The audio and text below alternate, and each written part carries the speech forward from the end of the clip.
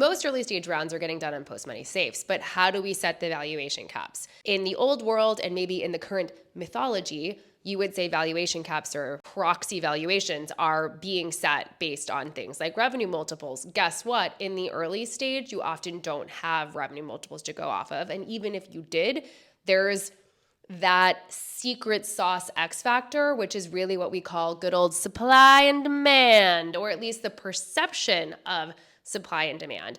In this chart, every one of these companies only raised $1 million.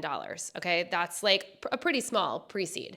But the distribution of the post-money valuations or the post-money caps on these safes is huge. In the 90th percentile, we have 30 million post-money cap. I actually just had a company pitch us 0 products.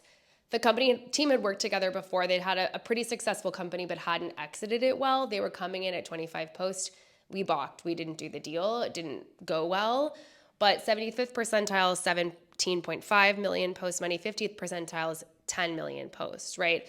In the 10th percentile, we have 5 million. When I started investing in pre-seed deals over 10 years ago, 5 million was like a good valuation for a pre-seed company. So there's not only a huge variability in the post-money cap, they're also just really high across the board. And the thing that's going to drive that is the perception of your quality and the perception of competition to win the deal.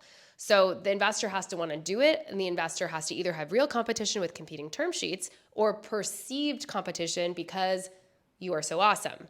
You have a great technical background, you have a killer co-founder, you've presented something that's really crisp, but really it's about perceived competition because it's so hard to kind of get there on a company that you don't want to lose it, right? So if you feel like you're going to lose it, if you're undercutting the price by a significant amount, you're not going to go in at that price. So a lot of this is based on competitive dynamics and perceived competitive dynamics. Guess who this is bad for? Women and people of color. Guess who this is bad for? People not in San Francisco. Guess who this is bad for? People who didn't go to Stanford and Harvard and have 5 to 7 years of kick-ass work experience. And I'm not saying it's fair, but I'm saying that's what it is. The valuation that you're going to get is going to be based on perceived demand for your company from the investor peer group. And it sucks, but it's the way it is.